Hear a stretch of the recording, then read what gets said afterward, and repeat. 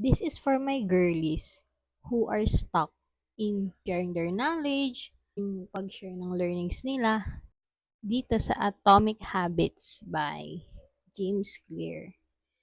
Sinulat niya dito, I never considered myself a master of the topic, but rather someone who was experimenting alongside with my readers. And you know how powerful yung Atomic Habits na isa siya sa pinaka the best reads sa self-help books.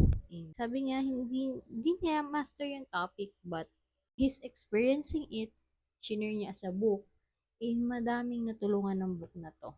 Hindi siya new idea, but it's a collection of other ideas na na-learn niya.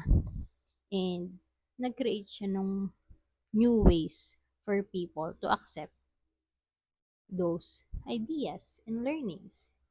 So, look, one example of we do not need to be an expert to share our knowledge. Kasi sabi nga din ng coach ko, Coach Louie, na minsan yung mga simpleng bagay sa atin, akala natin simple lang.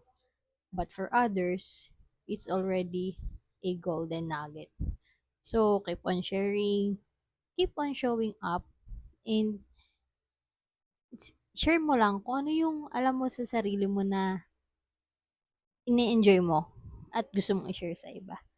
Na you know inside yourself na makakatulong talaga because it help you once, not just once, baka many times pa. Kaya you are passionate in sharing